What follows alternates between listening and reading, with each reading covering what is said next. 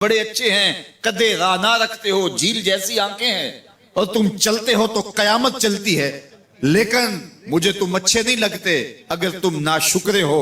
یہ ہیں ذات کے گھوڑے لیکن میرے محمد عربی کے غلاموں کے غلام ہیں، مجھے اچھے لگتے۔ تو وہ چم نہیں دیکھتا، وہ کم دیکھتا ہے۔ تو ذات کے گھوڑے بھی ہوں لیکن نسبت ہو میرے حضور سے، نسبت میرے رسول سے ہو تو رب کو وہ اچھے لگتے ہیں۔ تو کہا وَالْعَادِيَاتِ دَبْحًا فَالْمُورِيَاتِ قَدْحًا فَالْمُغِيرَاتِ صُبْحًا فَأَثَرْنَ بِهِ نَقْعًا فَوَسَطْنَ بِهِ جَمْعًا إِنَّ الْإِنسَانَ لِرَبِّهِ لَكَنُودٌ۔ بے شک انسان اپنے رب کا ناشکر ہے۔ اللہ اکبر۔ پھر فرمایا وَإِنَّهُ عَلَى ذَلِكَ لَشَهِيدٌ۔ اس پر کسی دلیل کی ضرورت نہیں ہے کہ یہ ناشکر ہے، یہ خود اس کا گواہ ہے۔ ذرا اپنے اندر اتر کے دیکھے کہ یہ کھڑا کہاں ہے، یہ کس قدر نعمتیں پانے کے باوجود شکوے کی زبان کھولے رکھتا ہے۔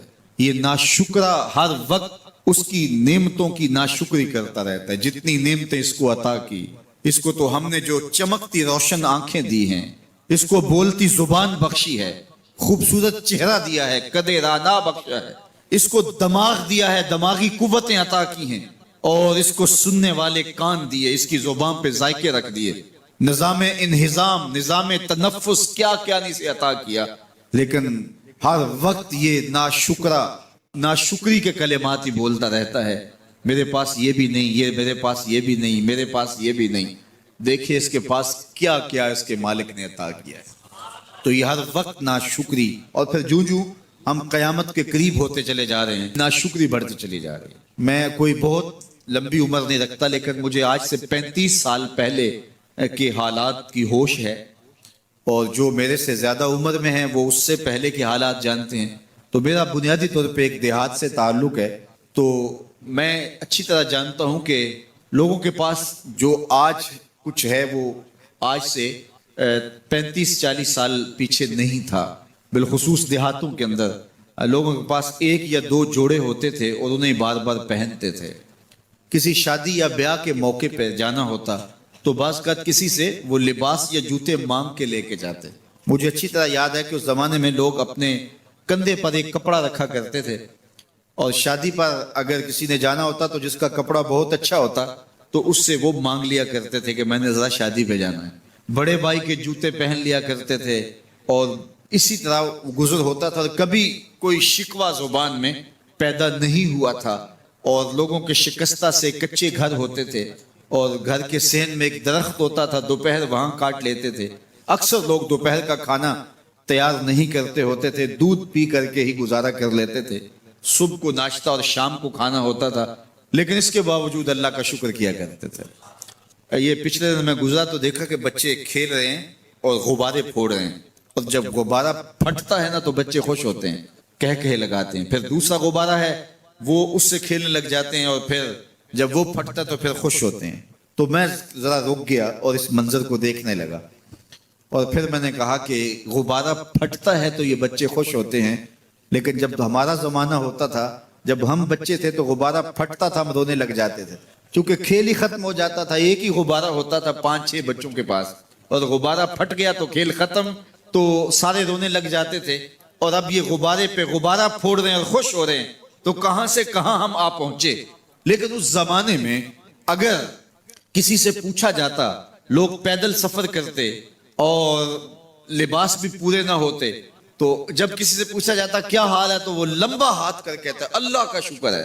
اس کی باڈی لینگویج بتاتی تھی کہ وہ اس کا رواں رواں اللہ کا شکر ادا کر، تو اس کا لہجہ بتاتا تھا، اس کا انداز بتاتا تھا کہ وہ اللہ کا شکر کس گہرائی قلب سے کر رہا ہے، تو وہ کہتا ہے اللہ کا شکر ہے۔ اور آج جب کہ اتنی نعمتیں لوگوں کو میسر ہیں، اتنا کچھ نصیب ہے، عالی نصب گھروں میں رہتے ہیں، لمبی لمبی گاڑیاں ہیں، سہولتیں ہیں، آسودگیاں ہیں، آسائشیں ہیں، مالی آسودگی ہے، رہائشی آسودگی ہے، کھانے پینے کے وافر سامان ہیں، ٹیبل پہ اتنے کھانے لگے ہوئے ہوتے ہیں کہ باری نہیں آتی کھانے کی، اور اس قدر لباس ہے کہ موسم گزر جاتا ہے اور بعض لباس بدلنے کی باری نہیں آتی۔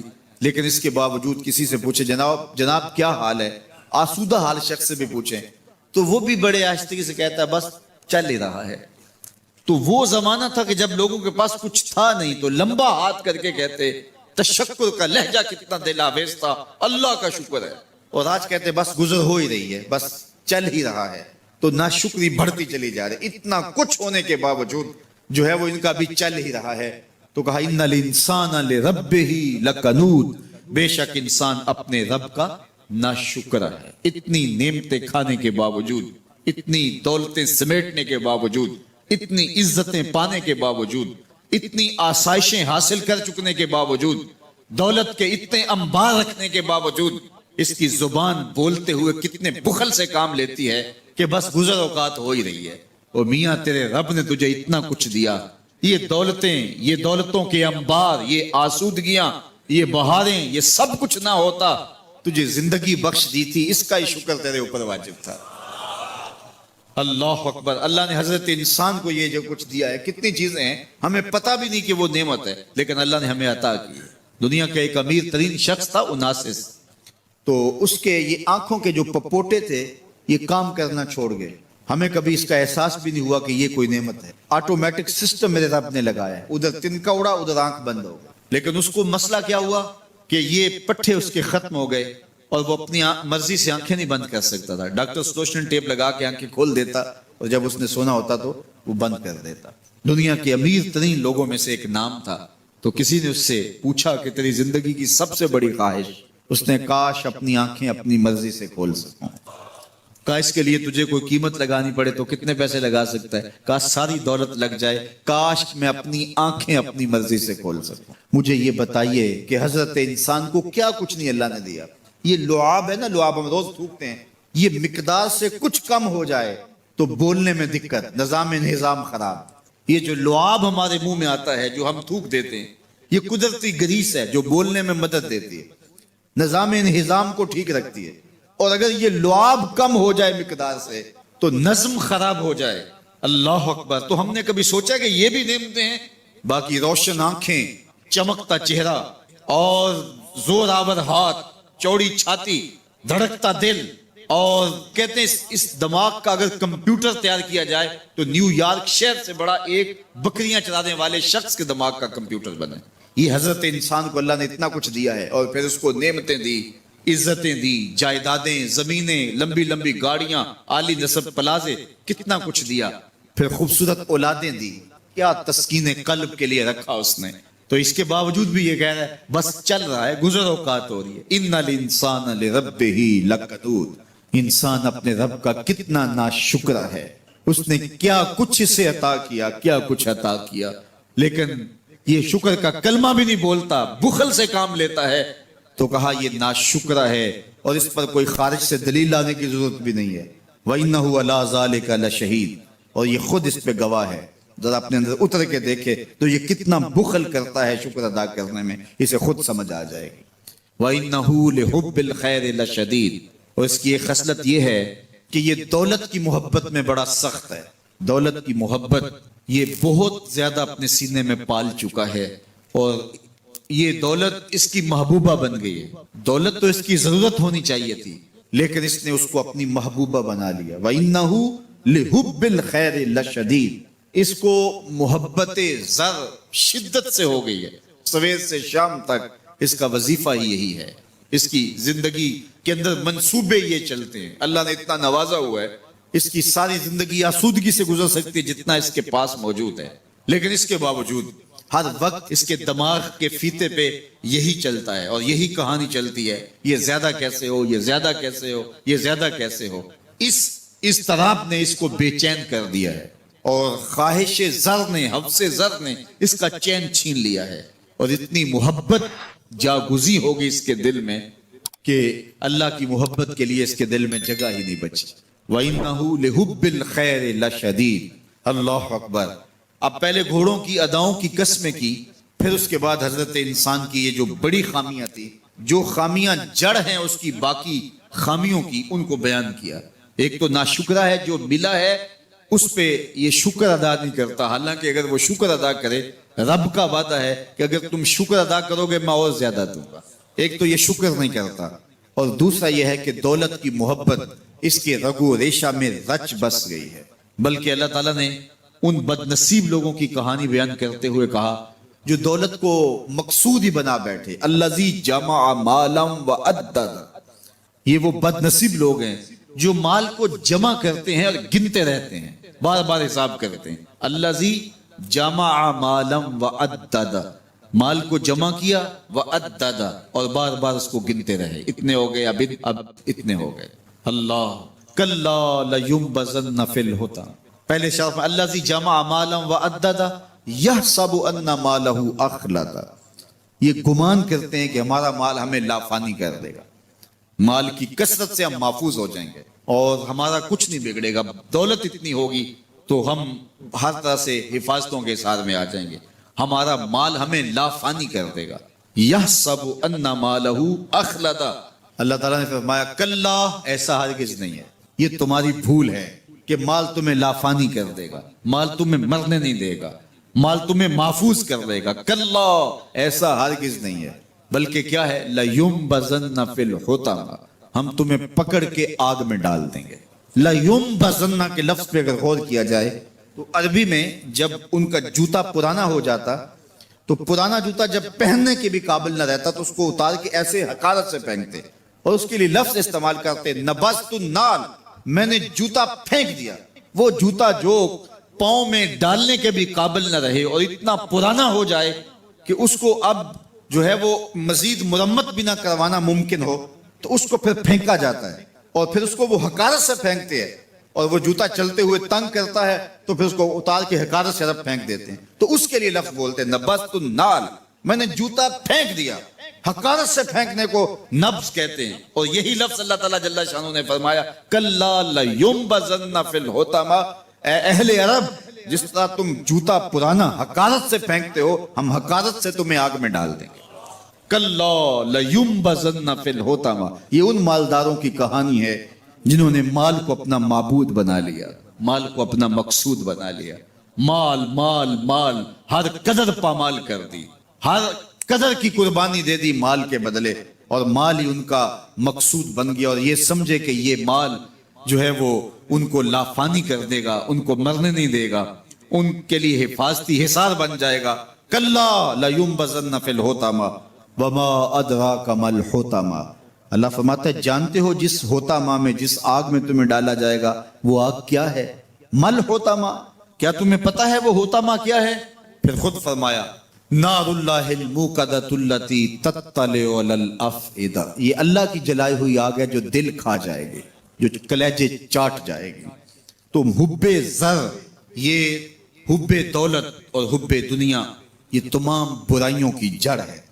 تو اس لیے اپنے اندر سے محبت زر کو نکالنے کی کوشش کیجئے اگر کہیں آپ کو داخل ہوتی محسوس ہو رہی ہے، اور حب دولت کو نکالنے کے لیے زکوٰۃ صدقات اسلام نے ہمیں یہ نظم دیا ہے. اقبال نے کہا تھا حب دولت تلف می سازت زکوٰۃ، زکوٰۃ حب دولت کو زائل کرتی ہے، جب اللہ کی راہ میں لٹاؤ گے تو اس سے کم بھی نہیں ہوگا.